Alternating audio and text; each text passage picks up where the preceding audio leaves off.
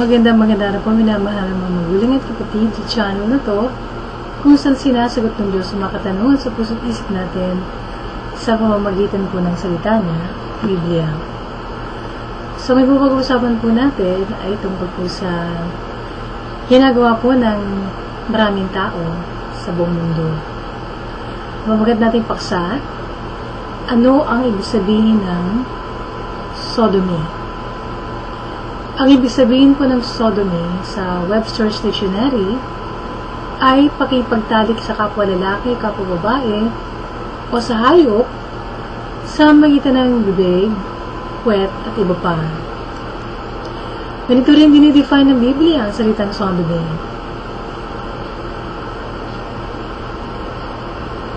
Kapanahunan po nila Abraham at Lot, mga 1900 BC, ang sodomy po ay tinuturing na isang kasalanan at hindi katanggap-tanggap na gawain. Paulit-ulit po ng Diyos pinahayag na ayaw niya ang ganitong gawain nang binigay niya po ang kanyang kautusan sa bansang Israel. Kinukundita po ng Biblia ang asal na ito. Makabukas po tayo sa nakalagay po sa salita ng Diyos sa Genesis 13, talata 13. Ito pong sinasabi,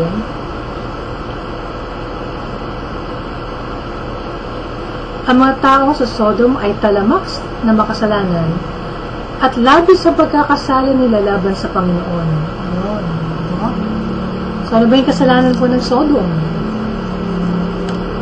Okay, so tinan po natin ang Genesis 11:5-7. Tinawag nila si Lot at tinanong, "Nasa na mga panauhin mong lalaki na dumating ngayong gabi? Palabasin mo sila rito dahil gusto namin silang sipingan." Sa talata 7, sinabi niya sa kanila, "Mga kaibigan, umaasa akong hindi ninyo gagawin ang iniisip ninyo masama." Ayun. So, ano ba nangyari dito? Nagkaroon po ng bisita mga anghel. Si Lot na pamangkin ni Abraham sa Sodom. Pagdating po nila, nakita ng mga taga-Sodom ng mga kalalakihan at gusto nilang sumiping sa mga hindi nila kilalang mga dumating na anghel. Sa Leviticus 18, tandaan po natin doon nakalagay. Sa lata 21. Ang nakasabi dito, huwag kang sumiping sa kapwa mo lalaki o kapwa mo babae dahil ito'y karungmaldumal. Sa maliwanag po, no?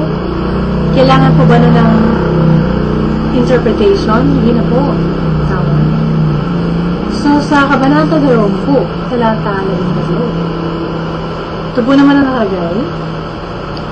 Kung isang lalaki ay sumiping sa kapwa lalaki, pareho silang dapat patayin dahil pareho silang gumawa ng karumagduman. Sila ang responsable sa sinabi nilang kamatayan. So, noong panahon, kamatayan ng parusa sa pag-ipagrelasyon sexual sa kapwa lalaki. Okay, so, particular na manifestasyon ng kasamaan sa lungsod ng Sodom. Ito, talamak na kasalanan ng mga nanirahan doon. Kaya ang terminong sodomy. Maraming beses po nakaugnay ng pagsamba sa mga Diyos-Diyosan. Ito ang rason kung bakit tinawag na sodomite. Ang mga deboto sa templo ng pagano po, na walang taros sa pagsamba nila sa mga Diyos-Diyosan.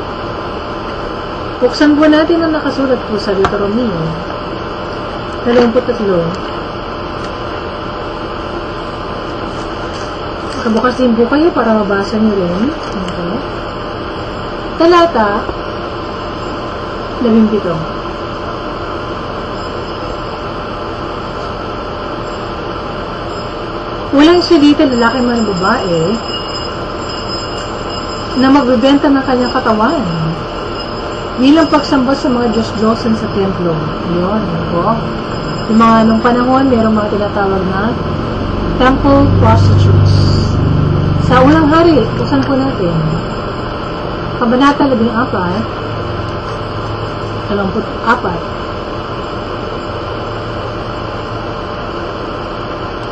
Bukod pa rito, may mga lalaki at babaeng bayaran sa lugar na pinagsasambahan nila. Gumawa ang bayan ng Huda ng lahat ng masasamang bagay na ginawa ng mga bansang pinalayas ng Panginoon sa harap ng Israelita.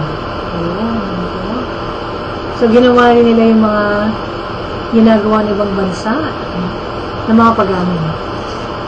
Sa kasunod na chapter, 15, talata 12, kapag nakasaan, pinalayas niya sa Huda mga lalaki at babaeng nagbebenta ng aliw sa mga lugar na pinagsasamba nila at pinatanggal ang lahat ng Diyos-Diyosang pinagawa ng kanyang mga nuno. Ayun. Ano pa po? Sa Kabanata 22, 46.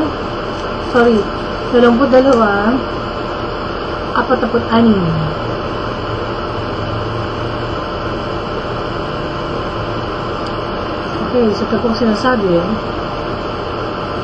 pinalayas niya ang mga lalaking nagbebenta ng aliw sa mga bahay-sambahan sa mataas na lugar na hindi umalis ng panahon ng ama niyang si Asa. So ito po yung mga hari nito. Pinalis na yung mga temple prostitutes. Sa kalawang hari, 23, ito. Makabakas po tayo doon. Masahin po natin. Pinagiba rin niya ang mga bahay ng mga lalaki at babaeng bayaran na nasa templo ng Panginoon, kung saan nanangay ang mga babae ng mga damit na ginagamit sa pagsamba kay Asherah. So, mga temple prostitutes. Yung mga lalaki at babae na nakapagdalit sa mga debuto.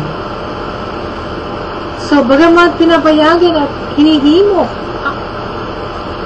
ang magagawa ng itong gawain sa ibang reliyon, kailanman hindi po pinapahintulit ito sa pagsamba sa tunay na Diyos. Makabakasali po tayo sa Levitico 10. Puntahan po natin doon ang banal na kasulatan. 13. Kung isang lalaki ay sumiping sa kapwa lalaki, pareho silang dapat patayin. Dahil pareho silang gumawa ng karumaldumal, sila responsable sa sinapi nilang kamatayan. Kanina pong nabasa ko sa talata 15 hanggang 16, mula tayo sa 15. Kung isang lalaki o babae ay sumiping sa sodomy. Maraming beses po nakaugnay ng pagsamba sa mga Diyos-Diyosan. Ito ang rason kung bakit tinawag na sodomite. Ang mga deboto sa templo ng pagano po, na walang taros sa pagsamba nila sa mga Diyos-Diyosan. Buksan po natin ang nakasulat po sa Deuteronomio 23. Nakabukas din po kayo para mabasa nyo rin. Okay. Talata 17.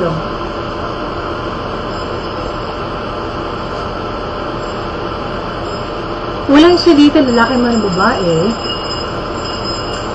na magbebenta ng kanyang katawan bilang pagsamba sa mga Diyos-Diyosan sa templo. Yun, po.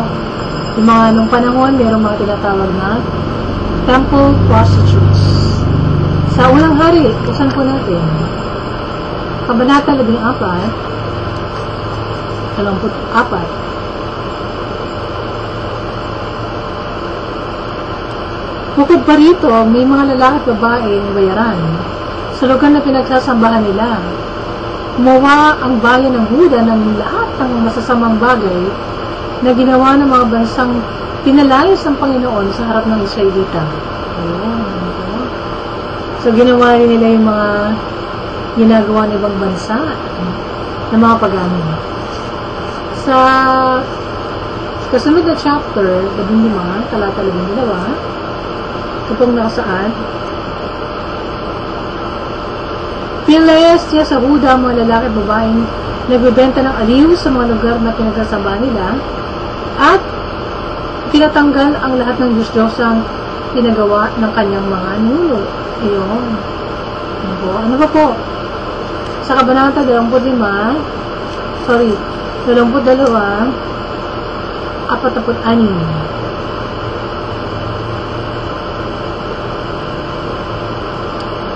Okay, so ito pong sinasabi. Pinilayas niya ang mga lalaking nagbebenta ng aliw sa mga bahay-sambahan sa mataas na lugar na hindi umalis ng panahon ng ama niyang si Asa. So ito po yung mga hari nito. Pinalis nila yung mga temple prostitutes. Sa kalawang hari, 23, ito. Makabakas po tayo doon. Basahin po natin. Pinag-ibarin niya ang mga bahay ng mga lalaki at babaeng bayaran na nasa templo ng Panginoon, kung saan nananay ang mga babae ng mga damit na ginagamit sa pagsamba kay Asherah. So, mga temple prostitutes. Yung mga lalaki at babae na pagdalit sa mga debuto. So, bagamat pinapayagan at hinihimok ang magagawa ng itong gawain sa ibang reliyon, kailanman hindi po pinapahintulot ito sa pagsamba sa tunay na Diyos. Makabakasuli po tayo sa Leviticus 10. Puntahan po natin doon ang banal na kasulatan. 13. Kung isang lalaki ay sumiping sa kapwa lalaki, pareho silang dapat patayin. Dahil pareho silang gumawa ng karumalduman, sila responsable sa sinapi nilang kamatayan. Kanina pong nabasa ko sa talata 15 hanggang 16, mula tayo sa 15. Kung isang lalaki o babae ay sumiping sa hayop, dapat siyang patayin pati na ang hayop, sila ang responsable sa kanilang kamatayan. Sa 17, kung ang isang lalaki ay pagpakasal sa kapatid ng babae at sumiping dito, kung ito'y kapatid niya sa ama o ina, nilalagay niya ang kanyang kapatid sa kahiyan, kaya dapat siyang managot. At dahil masama ang ginawa nila, huwag na silang ituring na babae ninyo. Ano? Yun. Whereas ito yung mga sexual po na mga kasalanan. Ano? Kasama na yung incest, kasama na yung homosexualidad. Pakipagdalig sa kapwa lalaki o babae. So, direkto po sinabi po ng Bagong Tipan kung ano ang nangyayari sa mga ayaw kilalanin ng Diyos at sumunod po sa kanyang mga utos. Isa pong kasalanan ng ganitong asal po. Puntahan po natin naman sa Bagong Tipan sa Roma 1:24 at saka 20. Kaya hinayaan na lang sila ng Diyos sa marunong hangarin ng kanilang puso hanggang sa gumawa sila ng kahalayan at kahiyayang mga bagay sa isa't isa. 28. At dahil sa ayaw talaga nilang kilalanin ng Diyos, hinayaan niya sila sa kanilang kaisipang hindi makapiling ng tama. Kaya, ginagawa nila mga bagay na hindi nararapat. Yun. So, dahil ayaw nilang kilalanin ng Diyos, hinayaan na lang sila ng Diyos na gawin yung gusto nila. So, sa Biblia po, wala pong direktang pagbabawal ng anal sex para sa lalaki at babae na mag-asawa. Ganun po man maliwanag po na kinukunin ng Diyos ang gawain na sodomy. So, marami po tayong alam na gumagawa nito, na merong mga boyfriend, lalaki sila na may mga boyfriend. Ito po'y kasalanan sa Diyos. Ito po'y isang malaking kasalanan na karumalduman sa harapan ng Diyos. Kung kayo po'y magpapatuloy dito, makakaranas po tayo ng puot ng Diyos sa kasalanan. Puntahan po natin ang nakasulat po sa Unang Korinto 6:9. Ito po nakasaad. Hindi ba ninyo alam na hindi magmamana ng kaharian ng Diyos ang masasama? Huwag kayong palinlang, sapagkat kailan may hindi magmamana ng kaharian ng Diyos, ang mga immoral, sumasamba sa Diyos-Diyosan, nangangalunya, nakipagrelasyon sa kapwa lalaki o babae, magnanakaw, saking, lasenggo, mapanlait at mandarambong. At ganyan nga ilan sa inyo noon. So, maliwanag po sinasabi po ng banal na kasulatan. Naitama ko na po ang pronunciation ko. So, yan po yung nakalagay sa Bible. Bakit hindi po alam ng maraming tao? Kasi po, hindi po pinapangaral. Hindi po tinuturong salita ng Diyos sa mga simbahan. Ano po? Kaya hindi po nila alam. O hindi sila niniwala. Dahil pinapaniwalaan po nila yung mga leader ng kanilang mga simbahan na ang tinuturo sa kanila tradisyon, naturo sa kanila mga doktrina ng tao, filosofiya ng mundo. Pero ang salita ng Diyos na nagsasabi na ang masama, hindi magmamana ng kaharian ng Diyos. Ano po? Napakalungkot. Ano po? So kaya yun po isa sa mga dahilan ko bakit nailunsad po ang channel na to sa YouTube. Dahil po yung makabayan po natin Pilipino sa lahat ng dako, ano po, sa lahat ng panig ng mundo, kailangan makarinig ng katotohanan ng Diyos. Ano po? So gusto nating mailigtas ng ating Panginoon yung mga kababayan po natin. Nasalat po sa salita ng Diyos. Linggo-linggo, kagaya ko dati, pabalik-balik ako sa simbahan. Kahit walang aktibidad, ano po, wala pong gawain sa simbahan, pumupunta po ako sa ilang tambayan ko.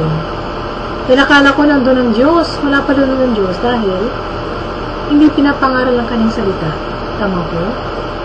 So, mga tao lang po ang nandun. Baka si Satanas nandun din, ano po, dahil hindi katotohanan ng Diyos ang pinapangaral, kundi doktrina nga ng tao, tradisyon ng simbahan. So, nakakaawa po yung mga kabayan po natin. Ano po? Hindi alam na yung mga homoseksual, hindi magmamana na kaharian ng Diyos. Binibinyagan po nila, kaawa-awa po, no? Bininyagan nila si Charis Conpenco, kung sino-sino mga binibinyagan nila, pero hindi nila sinasabi yung totoo. Kung nakalagay sa salita ng Diyos, ano po, na ang homoseksualidad po ay kasalanan, at kailangan po ninyo magsisi. Ano po?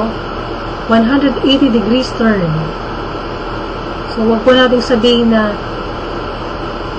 old-fashioned, yung mga nangangaral na bawal ang ganito, bawal ang ganyan. Isa lang pong bawal po sa langit. Yan po ay kasalanan.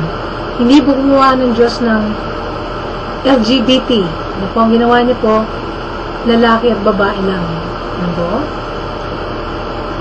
Kaya kung ngayon po kayo ay tinuturo niyo sarili niyo na miyembro ng ganung mga grupo, mahal po kayo ng Diyos. Ang kasalanan ng ayaw ng Diyos, ang tao po na akala niya babae siya, akala niya lalaki siya, pero baligtad naman ang kasalanan niya, mahal kayo ng Panginoon.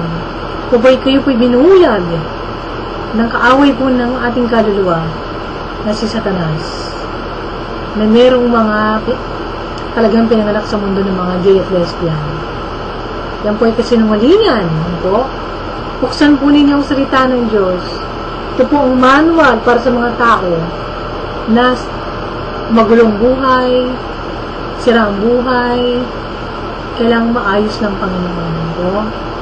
So ito po yung pang-araw-araw po natin na dapat pagkain ng ating kaluluwa. Hindi ko alam kung bakit hindi po nila pinapakain sa taong salita ng Diyos ang pagkain ng ating kaluluwa at spirito. Ano po? So, sinong pinaglilingkuran po nila sa mga simbahan? Kung hindi po sila nangaral sa salita ng Diyos. Noong isang beses po, napadaan po ako sa isang simbahan ng Roma. Ano po? na malapit po dito sa amin, sa kailangan layo. Kasi meron po silang sticker, na pinaparinig po nila yung homily, sa mga tao sa labas ng simbahan. Ang pinapangaral tungkol sa Sabbath day, Pero hinihintay ko yung talagang mensahe. Kasi napakadali pong mangaral po tungkol sa Sabbath, tungkol sa kahit anong paksa po na sa Biblia, na hindi po tinutumbok. Yung katotohanan na dapat malaman ng tao, na si Kristo Jesus, ang ating pong kapahingahan. Siya po ang Sabbath. Kaya sinabi niya, ako ang Lord of the Sabbath. So, sa buhay natin, kung pagod na po tayo, pagod na tayo sa makasalanan po natin, pagod na po tayo sa paghahanap natin ng katotohanan. Sinabi ng Panginoong Jesus, ako ang katotohanan. Lumapit po tayo sa Panginoon. Sa Panginoong Jesucristo. Kaya siya po lang po ang tagapamagitan natin sa Diyos. Wala na pong iba. Wala na po ibang makapagdala sa atin sa langit kundi siya lang. Kaya, tanganan po natin ang kamay natin, Panginoon. Tumalikod tayo sa makasalanan po natin. At magbalik loob tayo sa Diyos sa magitan ng kanyang bugtong na anak, na si Jesus. So, ina-invite ko po kayong lahat na sumunod sa panalangin na po. Para po tayo ay maging tagapagmana ng langit, tama po? Kasi yung buhay po natin sa mundo na to, makaranas man po tayo ng konting kasiyahan, sandali lang po, tama? So, magkaroon tayo dyan ng boyfriend, magkaroon tayo ng kabet, o ano ba man, panandali ang aliw sa mundo. Pero pagkatapos po ng maikling buhay po natin sa mundo, kung tayo po ay hindi magsisisi, saan po tayo pupulutin? Eternity po, walang hanggang panahon. Nahiwalay sa presensya ng banal na Diyos. Doon tayo sa kaparusahang walang hanggan. Sa impyerno, yung po ang death penalty. Naghihintay po sa mga taong ayaw po kumalima. Ayaw mamuhay ayon sa kalooban ng Diyos. So, kayo po ngayon, i-invite ko na sumunod sa panalangin na to, ng pagsisisi at pagtanggap kay Jesucristo. Yan ang sarili po natin tagapagligtas at Panginoon natin po. Hindi po tayo maliligtas ng pagiging miyembro natin na reliyon. So, kung tayo mumuhay sa kasalanan, kahit maging miyembro pa tayong lahat ng reliyon, sa impyerno din po tayo pupulutin. Tama po? Ang kailangan po natin itama ang ating puso sa Diyos na banal. Ang Diyos po natin ay matuwid, malinis, banal, makatarungan.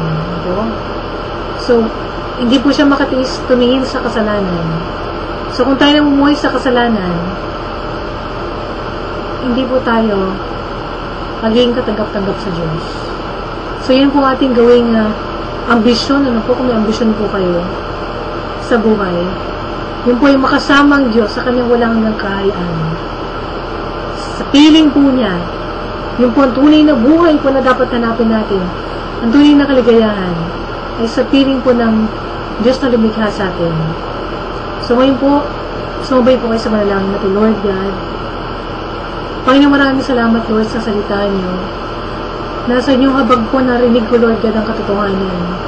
Na ayaw niyo po mapahamak sa impyerno, kaya binigay niyo po sa akin ang warning na to, Panginoon. Kung po'y napatuloy, o magpapatuloy, Lord, sa kasalanan, hindi ko po kayo makakasama diyan sa inyong kaharian, Panginoon. Patawad, O Diyos, sa lahat ko pong kasalanan, simula nung ako po'y paglihin ng nanay ko hanggang ngayon. Lord God, linisin niyo po ako, Panginoon Jesus, ng iyong banal na dugo na nabuho sa krus ng Kalbaryo. Panginoong Jesus, pumasok po kayo sa aking puso. Kayo na rin ang aking maging tagapagligtas at Panginoon na aking buhay. Simula po sa araw na ito, Panginoon, kayo po ang kumontrol, ang maghari, Panginoon, at ako po'y mabubuhay para sa inyo lamang. Maglilingkod sa inyo, Panginoon, hanggang sa uling niya. At Panginoon, puspusin niyo rin po ako ng Banal na Espiritu upang maintindihan ko po ang laman ng Biblia, May sa pumuhay ko po ito sa araw-araw, Panginoon, at maging matagumpay ako na Kristiyano na tagasunod po ninyo hanggang sa dumating po kayo, Panginoon, at sundin ninyo mga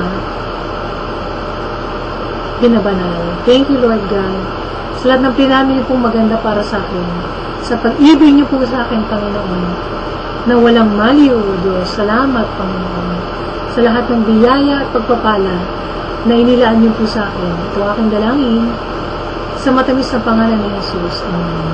So kung nalangin ko niyan, magsaya kayo, magtatalong po kayo sa tuwa dahil pinatawad na ng Diyos ang lahat po ng kasalanan niyo. So para lumago kayo sa pananampalataya, magbasa kayo ng Bible, simulan niyo po sa Gospel of John, kilalanin niyo pa rin si Kristo, at kung ano talaga ang plano ng Diyos para sa mga isa. Sumunod mga tayo ng church, kung saan ang salita ng Diyos ang pinapangaral. Hindi po doktrina ng tao, iglesia ng simbahan, hindi po sabihin ng mundo, kundi ang purong salita ng Diyos, walang bawas, walang dagdag. Mula Genesis sa Revelation, at sumunod po mga tayo ng church, kung saan ang tinataas na pangalan ay isa lang. Pangalan Panginoon sa Kristo dahil siya lang po ang tagapagligtas, ang magdadala po sa atin sa banal na presensya ng ating Panginoon Diyos naman. At sumunod, maghanap tayo ng church na kung saan po ang banal na spiritong kumikilos sa kalagitnaan, tumutulong sa pagsamba ang binabagong buhay ng bawat mananampataya at gumagawa ng mga himala at kababalaghan sa buhay ng mga tao. So, hanggang sa susunod po ng pag-iita po natin, sumunod lang po kayo sa akin o kaya mag-email, mag-tweet, mag-text. Kung may mga tanong pa kayo o kaya meron kayong prayer request o answered prayer na gustong i-share dito sa programa natin.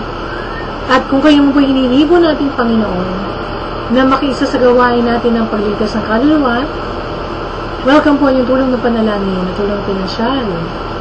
Hanggang susunod po muli dito po sa YouTube, sa channel po natin na My Lord and I, kung saan ang pakay po natin, taas lang pangalan ng Panginoon Kristo din lahat ng tao sa pangalan ng Panginoon para maligtas. Pagpalain ko yun po na ating Panginoon na sa Diyos po lahat ng papuri.